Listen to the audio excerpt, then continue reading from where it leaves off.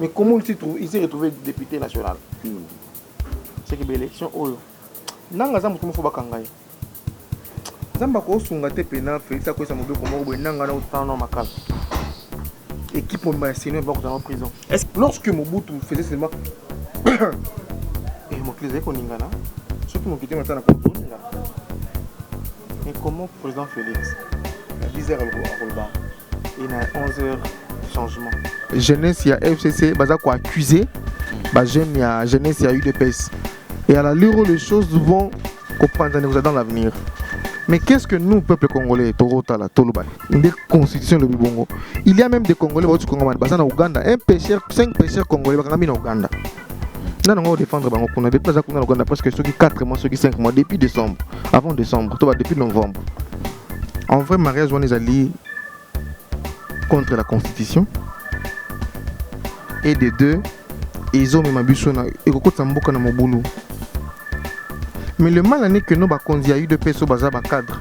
Bazo la source, bazo la peuple na bango vérité, bazo la base vérité, soit la combattant de base vérité. Américains ont dit à Félix aux États-Unis que non, il faut se débarrasser na deal bazo na Kabila. Kabila a eu avion bango à Cuba. C'est long, je n'ai pas vu Kabila na Cuba, mais les informations circulent qu'il y a à Cuba.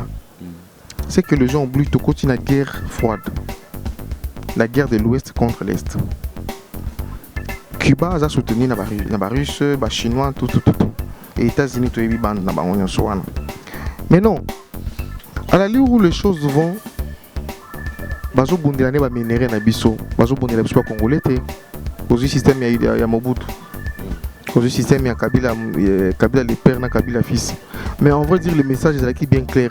Alors qu'on prend Kabila, il n'est pas débloqué système na bango. Aligné que nos Congolais ça la marche na yazam akufaté la massasi. C'est clair. Nous devons faire population quinoise et congolaise. Bolongo la confiance c'est pas bateau bien va politiventre, ba politicien.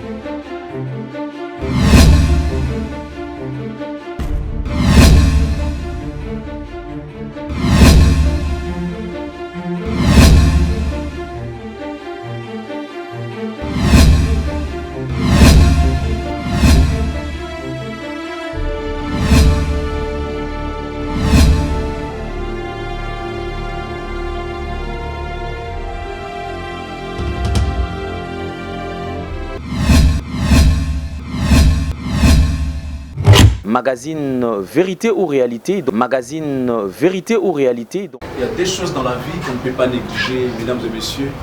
C'est l'expression et l'impression. Vous savez, à chaque fois que tu peux apparaître devant les gens, ce sont les premières impressions qui restent. Quelle est l'impression que les gens gardent? Boutique d'habillement, exemple à suivre. Poto na poto. C'est vrai que la vie ne fait pas le moine, mais on reconnaît les moines par leur accoutrement. Nous sommes petit bouillé. Nous sommes à 24. La croisement de la direction Cambiana venu au Parlement. Exemple à suivre. Exemple boutique. Collection à collection, nouvelle collection. Pour vous qui aimez la classe, mesdames, messieurs, voici la solution. Odilon Mampouya, exemple à suivre. Exemple boutique. Odilon Mampouya. Rien à dire. Odilon Mampouya. Vérité ou réalité, de partout où vous nous suivez, mesdames, messieurs, encore une fois de plus, bienvenue dans ce nouveau numéro de Vérité ou réalité. Bonjour, bonsoir, cela dépend de l'ère à laquelle vous nous suivez certainement. Bosé Bélé, Bozo continue pour s'abonner sur Nouvelle Tendance Télévision et clin d'œil spécial au sponsor officiel de cette émission. Yadjani Sitantungan pour Toubangamitur et depuis Suisse-Irlande. Clin d'œil spécial également à tous les partenaires de cette émission. Nous avons Taboufat Top Model, nous avons Maloris, la congolaise Malolo. Véritablement femme d'affaires, Chouchou Natati, là n'est pas oublié. Merci également à mon vieux Clara de Bruxelles d'ailleurs qui nous informe, qui invite tout le Gallois ainsi que de galloises. Bango surtout dans réunion moko méga réunion ils là le 8 juin en France bien sûr à Paris et précisément na Pierrefitte aussi ka réunion avec Ozala galloise surtout bazala ba maman ministre c'est ma grande dame à Poto Bozangate surtout c'est une très belle association et c'est peut-être peut un peu consolider les sous encore bolingo entre Bisso et puis bandeko nyon surtout à Poto. Donc en parlant d'association les alliés bloquent moko auto qui cause ngate Bisso nyon surtout tous à la ciment il y a réunion méga réunion à le 8 juin na Paris bien sûr pour tous invités bagaloises et sans oublier mon vieux Clara de Bruxelles. Donc on a fondateur il y a initiative voilà en tout cas merci mingi Mobimba ainsi qu'à tout le comité Mobimba et merci na bandeko tout au parce que continuer kolanda biso matin midi soir certainement biso na bino toujours la même morale. Aujourd'hui nous avons le plaisir d'avoir sur ce plateau Jules Mutoto. Mesdames, messieurs, dans Vérité ou Réalité, Jules Mutoto est là présent avec qui Tomekape Kosola Makambo Tali Mboka Kasi Biso Bakolo Mboka. Jules Mutoto, bonjour. Bonjour ndeko na ngai mokolo mboka na ndenge opesi biso libaku ya malamu ya koya koleka na émission oyo mpona kopesela oyo eza vision bakolo mboka nini bakolo mboka balingi eza esengo mingi parce que posa na biso eza ke mokolo mboka yebake mboka oyo ezali ya ye étranger te nde moto akoya kobongisa Congo eza américain te français te rwandais te ougandais te africain moko te akoya kobongisa Congo soki biso moko bayi mboka bakolo mboka tokende te mpona kobongisa mboka oyo. Merci Mingi Jules Mutoto. Alors on va aborder quelques points d'actualité parce que biso bakubayi mboka kasi on a bosenga toyeba quand même nini ezo likana. Alors le premier point ils allaient d'abord élection, c'est que vrai c'était il y a eu beaucoup de trahisons comme on a toujours dit série de trahisons ezo sala maman mingi mais et ce que on a été tout monde a depuis hier na Sankuru tout monde a élection à gouverneur avec candidat unique. Oh le peuple ça étonne milliers to esika oyo ba élire motu ba pesi motu voix kasi comme na pour motu akende ko postuler comme étant candidat à gouverneur peuple est élément moi bokesene comme okota moi mingi na côté na maitali Sankuru. Votre point de vue tout d'abord.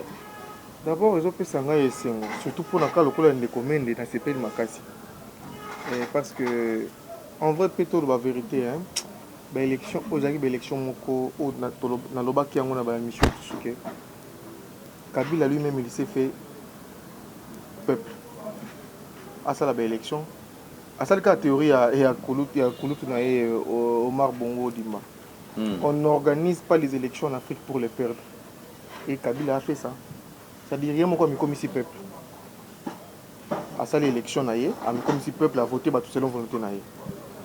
C'est une honte. Ngai Jules ba voter ngai les meilleurs élus na province wana yé. Mais comment pour que ba nommer ba voter comme gouverneur ba passer na ba marche les lots marche salami pour na ko appuyer idée Félix Ako ici que non ba sursoir na ba élection gouvernorat na niveau Sanko. Mais ça démontre clair et net qu'il n'a jamais été voté, il n'a jamais été élu là-bas. Mais comment il s'est retrouvé député national? C'est que l'élection oyo nanga za mutu mofo bakangai nzamba ko sunga te pena Félix Akwesa mobeko moko boye nanga na utana makala équipe mba sino ba ko dans prison. Est-ce qu'il faudra qu'on condamne ndeko nanga au moment où makamyo surtout si banda likolo et banda likolo mon mboka nanga a proclamé également Félix Antoine Tshisekedi Tshilombo qui est président de la République. Si on a quitté na moi c'est kotana ne moi nungu parce que d'ailleurs bandeko ba comme kolomon ming balobi j'ai même suivi ça sur Radio Okapi au bazolo ba regret à peuple zali ba mesure prise par le garant de la nation et comme il quoi inquiété moké à sursoir bien sûr après moment monique procédure et continuer nango et puis bato ba bosani c'est ça le plus grand problème c'est quoi. Bon de côté mon copain nazo mona moni na lobaka na émission mususu quand de Pavine que maloba mokonza mboka za lokola nzambe bato ba comprendre nga mabe ote tu es un païen et ça quand sur le bico nzambe automatiquement zo banzambe mo kien ko na c'est non lorsque Mobutu faisait seulement et mo kleze ko ningana soki mo kité matana ko zo ningana Et comment le président Félix, à 10h à Rolba, et à 11h, changement. C'est-à-dire, à ça côté le matin, na propos na, à ça côté le matin, ma décision na, ça c'est pas un chef. Avant aux décisions, au lieu qu'il est à gauche, au lieu qu'il est à droite. Il est à droite, au lieu qu'il va passer l'imibeko par rapport à dossier on est salinine. Il est à gauche, au lieu qu'il va partenaire politique pour le combo salinine aller aujourd'hui décision. Il y a cause de décision kaka bongo après na soki balukaka. Ça fait craindre. Mais biso ba imbo katolingini. Distraction, on est la distraction. Il y a les enjeux majeurs contre la République démocratique du Congo sur le plan économique, sur le plan sécuritaire, sur tout le plan. Mais pourquoi va courir le belabatouté sur Yango pour embrouiller sur l'élection aux années chaotiques? Tu organises l'élection 3 fois, tu as une élection. Tu as une élection. À part que tu déposer quand tu as une urne, qu'est-ce que ça a à voir avec influencer ni na bon moyen biso.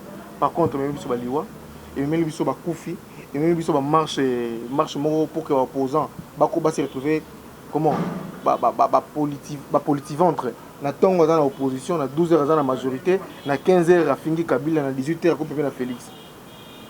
Non. Et c'est une débat politique. Si on a tout ça, mon biso ba kolombo ka tolobini. Parce que tout ça la sortie officielle le 20 est à moi oyo et na moi ko ya to ba lancer maintenant école de la patrie. To ko kita na ba école na banzela pour sensibiliser, to ko finga te. Koloba, le vrai problème au Tozanango. Le vrai problème à Congolais, c'est l'élection. Le vrai problème à Congo, c'est l'identité nationale qui est d'abord peuple. Tomi éviter. Avec tout ce que nous avons comme richesse dans Boka Oyo, le président Félix Ago qui est bon de la États-Unis. Par contre, les Saoudiens n'ont respect, les Coréens. Parce que le minerai, est écran LED. Ils ont la même fusée pour qu'il y ait un espace pour nous. Ça provient d'ici. Alors pourquoi vous avez besoin de la bagnole? Tu m'y habites tous à peuple. Tu m'y habites tous à peuple, Jules Mtoto, tous ont un moment parce que les lots, une dislocation s'annonce au sein de l'UDPS. Parce que l'UDPS avec 37 ans, il y a lutte. Aux alaki noble parce que on a passé aux alaki noble car si les lots doute continuellement mingi na au Italie UDPS les lots comme contradiction et ça là c'est-à-dire que côté l'UDPS c'est le parti au pouvoir on est basali na pouvoir kasiti le coup là tu vas qui peut perdre des alaki et comme ce que tour il y a UDPS mais bizarrement il y a contradiction na quatre discours na UDPS une partie il y a bande qu'on a UDPS balingi na bango ndeko Kaboun na comme étant secrétaire to président il y a joué intérim, il y a UDPS. Pour Nabango, c'est quelqu'un qu'il faut mettre vraiment loin du périmètre. Azala Moussika, parti Moussoussou, Bazo CP là.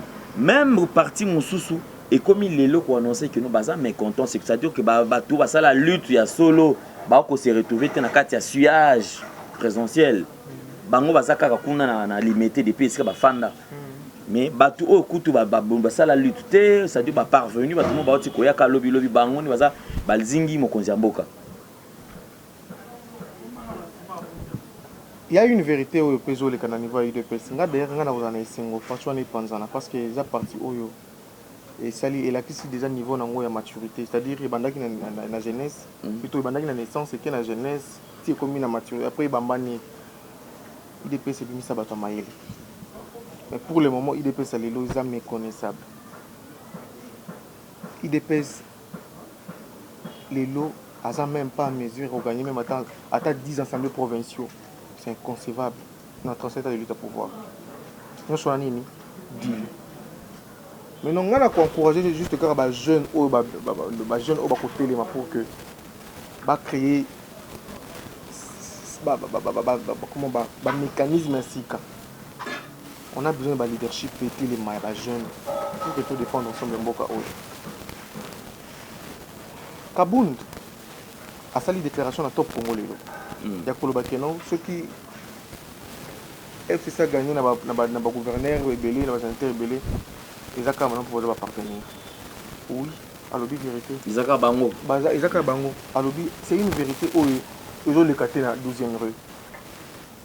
Parce que la mentalité aux combattants de pays, Bango a besoin de travailler ensemble dans la FCC. Parce que malheur, bateau va faire ça ordre pour que la police bêta. partisans de UDPS Massasika, ne bango bazana bango partenaire.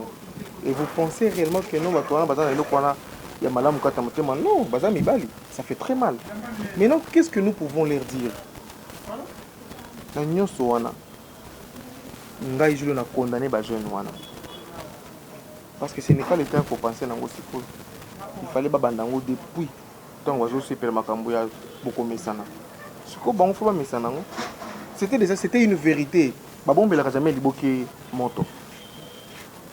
Ma finga ki biso, moi j'ai été menacé, téléphone nanga côté panzana, likolo makambo ya oyo parce que toujours ba kenoté, il dépêche pour buningela. Mais ce qui le lonza basingi mitema na bango l'un de moi comment ba comprendre réalité, ba comme côté moi je dis je suis fier, je suis content, ba continuer ko se mouvoir, ba télé ba solo là. S'il faut ba na balabala, ba bi na balabala, ko eza ndenge na bango na balabala, ba continuer ko na balabala pour que ba bako. En vrai dire et ça fait en sorte que nous akabola UDPS na ba akabola ba cadre UDPS na base na ba combattant parce que base est-ce que ça nécessairement il fallait ça la manière parce que quand même UDPS est encore là et puis UDPS existe, c'est le parti au pouvoir en principe au cas que PC n'a pas na bango se prendre pour protéger parti mais les autres comment c'est comme si UDPS est tikali nango kaka comme deux UDPS il y a base et tikala na idéologie na bango et puis ba ko créer UDPS au pouvoir, c'est-à-dire UDPS mususu o basali ba cadre na bango moko ba créer classe na bango moko peut-être ya batu bazana mo pekunya batu ba okamba parce que le lot comment expliquer que parti au pouvoir côté ba base ba militant ba à la touche ba télémélar ba décision prise par Mokonzi Mboka au moment où yé moko azapé moko ya batu bazana UDPS. Ça démontre c'est ce que je dis que déjà IDPS ça qui est déjà dans Koufa. Parce que la force d'un parti politique, déjà un cadre était, déjà symbiose, il y a un cadre et un combattant. Et pour le moment, IDPS, un combattant, va comprendre que deal et ça n'a manqué. Parce que deal, on ne peut pas aller aux élections pour seulement gagner pour ce papa. Nous avons 26 provinces. Vous avez maintenant 5 gouverneurs, 10 gouverneurs. Puis vous allez partir mon coup. Moi je croyais que dans l'union à cash FCC, plutôt, dans le niveau il y a l'union, il y a UDPS, il y a UNC. Tout le monde a un cadre, le député m'a fait belé. Pour que c'est la moins contrepoids entre Bangola et FCC.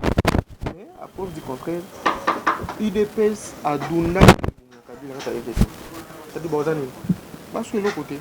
Pour la Bango, coalition na Bango, la façon de coaliser, ils ont aussi maté. C'est comme si Cash baza très faible en fait. Bazo pesé devant FCC. Et de temps à autre, c'est l'FCC qui ne fait que mater la bango likolo ya mito. Oh ba militant pour la bango bazo mona keza manque à gagner pour la bango. C'est-à-dire ils ne peuvent pas diriger les pays avec ce genre de comportement affiché par Bandeko Oyo et à FCC bazo ko affiché vis-à-vis ya Cash. Ils ont d'abord vérité za Oyo lobby.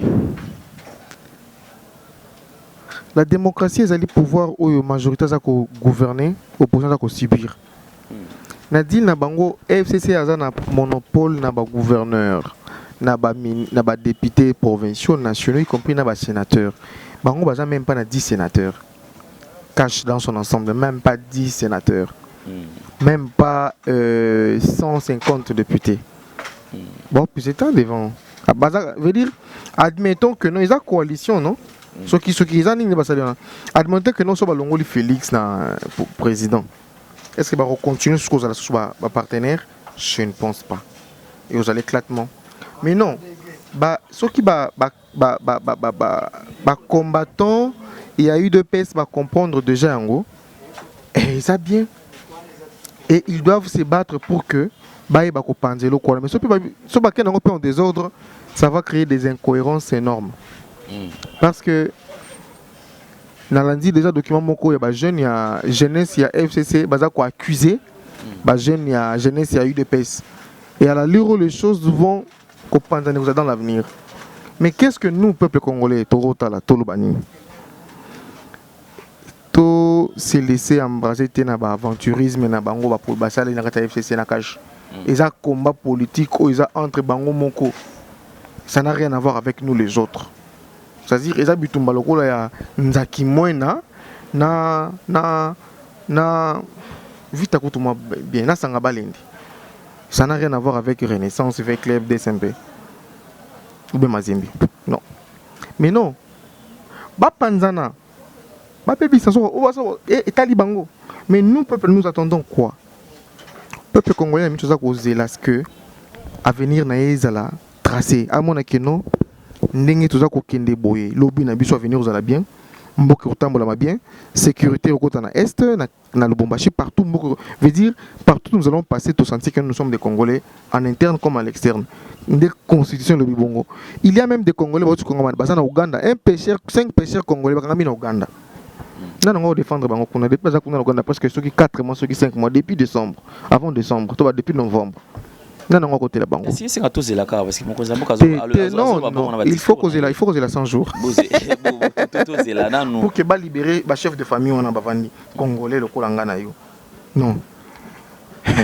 Il y a un grand travail à faire. Mais au départ en fait après les publications vague Zaki Makassi. Et de les appuyer ça soutient. Et aujourd'hui, on sent un mouvement vraiment assez timide au sein de l'UDPS, au moment UDPS qui est vraiment motivé, vous sentez que militants qui vraiment aux anges s'il faut le dire, à chaque passage d'un bango vous sentez que Bazo vantait vraiment Mokonzi Mboka. Aujourd'hui le mouvement devient très très timide et vous sentez c'est comme si le peuple tout militaire va se sentir vraiment trahi, tout Bazo regretter peut-être choix na bango vis-à-vis Bakonzi ba ça qui chance. Na mataki avant-hier na moto je parlais avec ndeko nazolingana conscientiser yaza muto de pesa pe ndeko na biso ya Kasai mais bisi ndeko comment bino beaucoup tika pouvoir bozuka président so bakoli on la bino ka na jia mon keso basaka na bino malongolo bino metandi c'est bozangi majorité ni na Sénat ni na Assemblée nationale obinde ko na ngai toko panza dilwana j'ai aimé ce sont de mots mais l'air est très grave bon nous avons le moto azo matsa makolo likolo mais bah consommer mariage wana. En vrai mariage wana ils allaient contre la constitution et des deux ils ont même abusé na et kokota mboka na mobulu. Mais le mal n'est que nous ba kondi a eu de peso baza ba cadre bazo za la source bazo lobela peuple na bango vérité bazo lobela base vérité soit ba combattant de pèse vérité. Parce que comme na maman ko boye ko senga sikondi fu comment ba combattant basta la rescousse et pas Félix. Mais c'est quoi que ça va combien la bangote. Mais le problème aussi de Koji Leza plus cette façon de consommer la chose parce que au départ qu'on a vu sur IDPS il pensait que le col a déjà l'icolo sommet bakobanda pe ko bundaba kitati nasuka. Mais au fur et à mesure que Mikolezo poussana apparemment c'est comme si bazo qui est vers le chèque et aujourd'hui Makambo changé. Au début, c'était bon, voilà, Félix n'est pas naïf, et puis bon, il va réagir. Lelo, tu comme une phase mon sousou, bandi qu'on a biso ba komi ko changer langage to maloba na bango. En disant que to ko panza di loana. Lelo la lire vont le chose que total a déjà l'Assemblée nationale et tout provincial nous surtout les makambo qui na Sénat ni makambo kei les lots peso na ba gouverneur makambo pe qui sont na sens mon sousou les lots et c'est comme si Félix Tshisekedi azokota de plus en plus il s'enfonce de plus en plus na kati ya merde oh ko peut-être pour na ko bimia et ko senga toi à briser constitution on s'occupe les lots à ko briser constitution carrément a comme ka silibanda te. Les Américains ont dit à Félix aux États-Unis que non, il faut se débarrasser de Dilo à Kabila. Kabila a eu avion à Cuba. C'est long, je n'ai pas vu Kabila à Cuba, mais les informations circulent qu'il y a à Cuba. C'est que les gens oublient de continuer la guerre froide. La guerre de l'Ouest contre l'Est. Cuba a soutenu les Russes, les Chinois, tout. Et les États-Unis, tout le monde. Mais non. À la lieu où les choses vont, bazo bundilane ba minéré na biso, bazo bundila biso congolais té. En vrai dire, les Américains pour que basunga Félix a se débarrasser na Kabila, baza ko sala pour que ba ko débattre na mamotali cobalt. Tandis que cobalt la tonne c'est à $120 000. $120 000 mais ce qui ba kotisi maye na ba minéré wana la libanda kuna iza ko zongisi la bango plus de 1 milliard. Nous sommes perdants tout. Tous en a force à cause de la position contre Bango. Même les Chinois, ils ont Bango. Mais qu'est-ce que nous avons bénéficié dans l'Union Soana? Car bande de voleurs. Motoraki, à de nulle part, l'objet n'a comme quand on a 10 niveaux, 36 niveaux, plutôt 10 niveaux, 30 parcelles, 50 bassi, à Zulu Bandaku. Et ce sont ces politiciens-là. Alors, c'est que nous pouvons juste appeler la conscience de tout le monde. Tous unir comme un seul homme, tout élément. Il nous faut une révolution tout azimut. Sur le plan, il y a sur le plan de santé, sur le plan intellectuel. Veut dire qu'il faut révolution, mon gros ça de façon. Et après que Félix, abima li bongo à kota kinango. Ce que ça la mi bongoté. Et ça passe. Et ça passe, tu as vu que mon amboka enfin. Il a été dû, va se plaindre, mais qu'est-ce qui fait que Félix Kaka Mouké a voyagé, Mouké a tourné naïe, et Azobisamon déjà belé, na caisse, pendant que ça va tourner naïe. Il a fallu un appart Moka Nabisomoko. Enfin, Abaniko qui est intérieur. Pensez-vous que cette tournée a pour but, il y a consolider encore Lyon a pour but de récupérer encore la confiance vis-à-vis à différentes parties, il y a Moka Nabiso. Mais non, au moni, en vrai, dans la situation de Zanangolelo, attention que Tamboli c'est bien le chef de l'État au Tambola, mais déjà, il va comprendre qu'il ne pèse pas devant Kabila. Comment? À la majorité, ni dans l'Assemblée, ni sur le plan de Angoana. Mais il n'est pas le seul, au fait. Il n'est pas le seul. Mais dans le mécanisme FCC, il y a un mécanisme qui est tandis que le peuple a besoin de FCC parce que trop c'est trop. Il y a des Rwandais qui sortent du Rwanda pour que Baya Kouiba minéré Tina Goma. Tu crois que ça va à la télévision? Et ils sont combien au coup? On va repérer une bande de voyous. Parce que combien on va jouer à peine à côté de la minéré. Parce qu'il y a un peu de bangoté. Pour consolider le peuple, ça peut bien. Parce que c'est bien. Il devait d'abord commencer d'abord. Il y a qu'à consolider interne. Après, à quelle bande d'Ambok? Mais sinon, qu'est-ce que nous pouvons dire? Tu encourager à continuer. Tant que vous avez un doki, au moins une fourchette faisait la peine à 5 km. Félix, tu sais qu'il arrive à Lubumbashi à organiser des réunions, différentes réunions d'ailleurs, pendant que Lucas Kimia, insécurité, ou que réunion ma casse à Lubumbashi, ils ont Kimia côté sécurité côté. Mais aussitôt, il y a Kolongwa, Makamwe Bani Pessimana et les sous. Est-ce qu'on peut dire qu'il y a une main noire derrière tout ça? Sabotage. Il y a sabotage. Sur le plan sécuritaire, la sécurité, il y a sabotage. Maintenant, qu'est-ce qu'il faut faire? Il y a un autre banine. Dès lors que nous aurons des étrangers dans l'armée congolaise, en 2003, il y a la transition, Kabila Bengi, Bemba Bengi, Robert Bavandi. Il faut mixer les armées. RCD avait plus de 99% de militaires venant du Rwanda, de Rwandais. Tout le monde doit comprendre. Et qui était le vice-président chargé de la sécurité? C'était qui? Robert. Tu es bien associé à Robert, non? Tu es bien, très bien. Robert Roya, quand on Congo, un étudiant au pays de l'Est, il y a temps à Congo pour faire des conditions de longue à passer.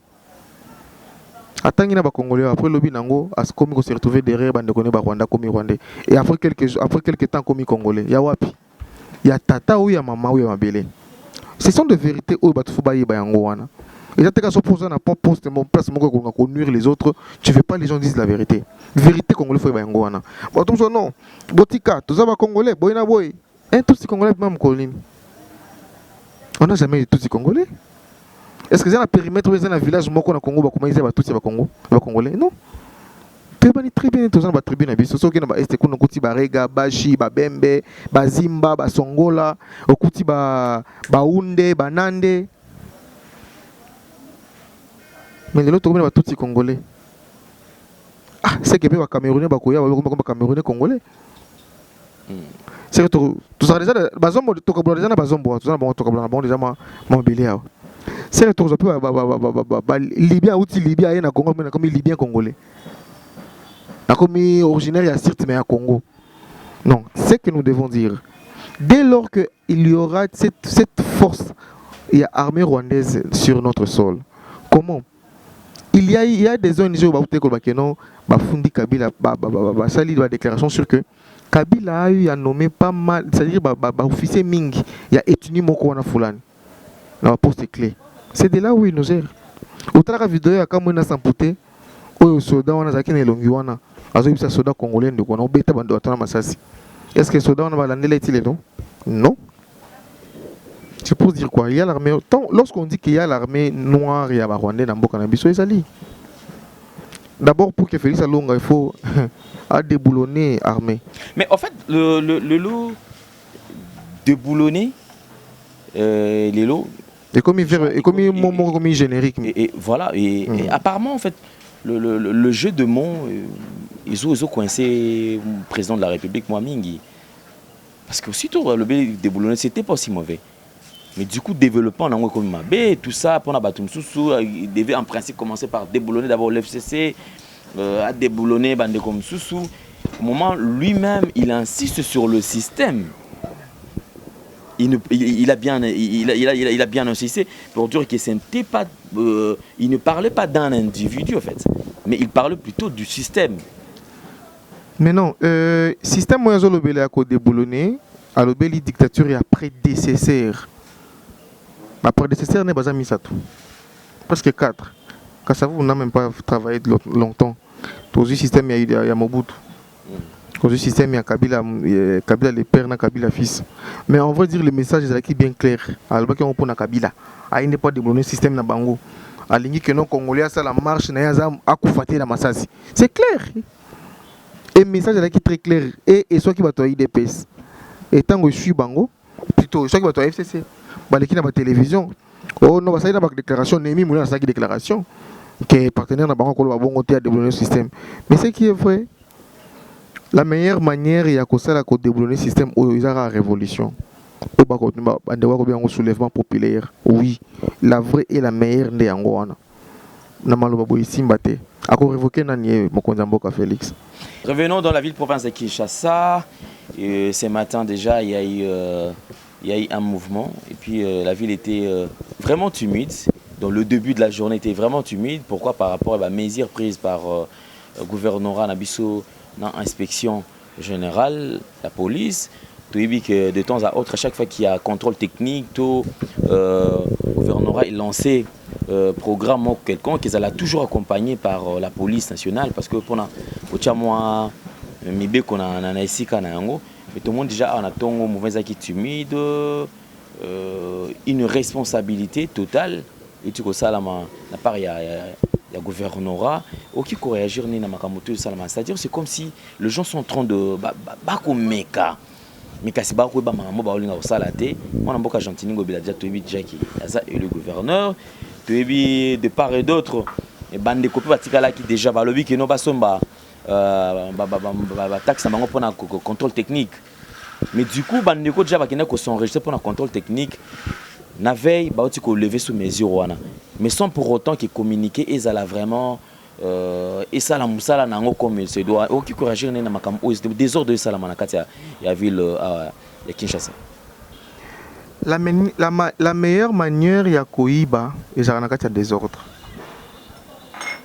va créer un flou pour que bon baïba. Je m'explique. Tant que ici mobeko que non balba qui depuis une fin semaine que non lundi lundi mon choc la police la pour na basa la ba contrôler mi tout pour que toi qui ne ba somba biloko banani na bango ba venir tout ça. Mais dès lors ba jusqu'à bon mo ba ju mobeko que non te eko isa mobeko na mais bandeko ba déjà commission mais là ba document wana mbongo wana ils en continue pe vandi na juridiction et pas nani parce que jusque là gouverneur non kuta vandité. Mais comment peut-on que nous penser d'abord que là le gars aux heures pas au chauffeur et pas dans la minute tandis que est-ce que c'était aussi le moment parce que c'est ce que c'est ce que je dis dès lors on a toute une vision politique exacte même à taper nassé. Mais le système au président de la République a déboulonné. Je pense que le système persiste encore. Batoizo bang a pété et à chaque fois bon le coup la zapi a été profiter comme la monte tout ça la salamoa makamana biso mutana mutazo mongo acha na poche na ye au moment où population azolela mongo d'abord circulation en bongo égalité paiement va fonctionnaire jusque là ils en ont kaka bilinga et jusque là on n'a pas encore mis beaucoup de choses au point mais kozonga les sous na torturer peuple tient à niveau c'est aussi là où et comme il peut ça moi passe ceux qui présent à bouger mesure mon ko ba sala on mbango ba mettre un peu malamment en application. C'est pour dire que dès lors que vous allez gouverner par bateau ba mission bazala koyemba yeba que non muto nyonso 90% muto nyonso musicien bokai soit taza moyibi soit taza criminel soit taza muto bambongo bakisi soit aza mutu moko azaka misala ya malamu te. Non mais il y a 90%. Ce qui a 10%, tout ça na baton sous quoi que non par plaisir. Non, faisons 50-50 peut-être. 50-50 te. Mutu ko Argentine ngouble ba boka ye. Auto za la gouverner bato bakufi kuna. Makambu d'ailleurs l'état tant aux gouverneur ils en mbongo oyebimaka. Il y a récession ce qui récession. Non, ils ont un terme moi bien en français wana. Ba récession ni bangana ba pesa rétrocession au bazwaka il y a de quoi à boire et à manger. En vrai dire qu'est-ce que nous devons faire. Population quinoise et congolaise bolongo la confiance c'est pas bateau bengi ba politique-ventre ba politicien ba politicien parce que baza pona bolamo na bisoté au moins nous pose à la gouverner la ville qui ça et c'est d'abord au bako pesa ligne directeur moko au fond balanda yo une ligne directrice plutôt au bateau balandango. Comment par exemple la ville de Kinshasa il nous faut au moins politique qui a 8 zones il y a développement sur le plan de construction papa tozana mabanga awa ezaka na nzela ba Kongo ebele est-ce que toko suma mabanga bozi entreprise moko et botami na 12h et ko fa na ba 21h mais pour que na 13h soit marché après mois mbala moko c'est comme bongo bango baji misala ça mi wapi comment mboko yo et ko belsoner estomac ou salina AVC à l'occasion de rien. Merci Julien Mtoto, je pense que nous allons y revenir très prochainement parce que nous allons se retourner à présent de la République. Mais sinon, par rapport à moi d'abord j'apprécie. Moi deux mesures à dire que non faire bouger moi système militaire au niveau à est. Et ça bien, mais à côté sur la profondeur, c'est-à-dire il faut qu'on arrête les criminels à grand chemin. D'ailleurs, il faut que temps moroboy, l'issa si y a policier ceux qui bomi mutu na bala bala pour civil sont ba monde qui était. Ceux qui mutu kufina l'issa si, il faut l'état dédommager famille parce que mindu mutu sont bango l'état. Faut que à niveau wana. Parce qu'on ne peut plus continuer qu'on dit ba kota ba criminels la majorité sont des militaires. Aya koti awa bomi la famille pour ba ibambongo. Dès que Moutakufi, l'État faut assumer le rôle de l'État. Et ça, il peuple. Merci beaucoup, Julien. Tout à l'heure, on va finir. Touchons quand même un point par rapport à mouvement. Et puis, sorti Nango parce que. Merci. Merci, place au des. Non, merci beaucoup. Et ça, c'est un mingi. Tout le qui tant mingi na koloba pour donner les informations, pour donner notre ligne. Mais où est important, les animes. Où est important, les lots. Eza que ba Colombo ka ba telemi ba Colombo que zali ba jeune o ba boy ko zala ba jeune passif bazali ba jeune actif pour na développement ya mboka oyo mon Colombo kazali tout congolais za ko partager espace culturel na biso tout congolais c'est-à-dire mon Congo muluba mushoeli mongala tout congolais te libana comme congolais bete toute ka distraction pour ça nous allini ezali to simba na loboko to mema bolingo bondeko kati na bondeko pe bolingo pour que tu ba ko défendre mboka oyo ensemble bat ba tuna on to tindela mbongo naza na besoin ya mbongo te mais vous en avez besoin ba moyen parce que mutu so mona ko tindela mona c'est comme si yo za mutu moza mutanzala soki na nité non bandeko c'est un combat politique c'est une vision comment ko accompagner biso aussi même attendre message na biso oyo yeba ko likisa ngona ba milliers belé. Nous sommes en train de nous organiser avec le moyen de bord. Ceux qui est à chanter, ou appuyer biso, n'a pas moyen même sur le plan de quoi ça. Ceux qui bolingi pe boson beli biso espace pour que l'activité tout ça va descendre dans notre banango bientôt là et ba ko appuyer pe biso, c'est-à-dire boson beli biso espace c'est pas naé avec un 250 à kondima naé azan de kona biso pour que to koma koleka tout moment, c'est-à-dire tout ce que tu ressens dans l'activité sur terrain et koma koleka a diffusaka kuna pour na bino ta YouTube ta diffuser pas avec ça awa. Alors, faut que espace pas naé. Nous n'avons pas ces moyens-là. Alors, appuyez-nous de sorte que, autokosala, ils apprennent à bola mon abisso. Avant que le peuple la révolution, il faut que le peuple s'informer. Le mécanisme qui en 2018, fin, en 2019 début pour le moment ils ont bongoté. Déjà, comme qu'on a même réflexion en 2018 na fin que nous faut tout alors le moment est là. La révolution est un combat monene. La révolution est comme ça la machanga changate. Pour nous contacter, c'est les plus 243 89 79 283. Nayambaka tout moment. Na lingite bobenga po bofinga parce que la plupart bata poto baza ko benga bofinga. Na lingito benga poto solo. To pesa na baide. Et si ka on ko kozala, naza super humanité. Et ce qu'on a ko suka tant yo benga to juste débattre sur un fait, to réfléchir ensemble. Nde bongo to tombola mboka. Plus 243 89 79 283. Merci beaucoup papa Alain. Merci beaucoup. Et surtout na Bosani, le 20 ezali sortie officielle et vous allez na commune ya Barumbu. Mais tu as bandi pour kozala wana sauf en prévu parce que tu kozala monya muki pito bako et combat siko bandi. Merci beaucoup Julio Mtoto, mesdames et messieurs, c'en est fini pour aujourd'hui.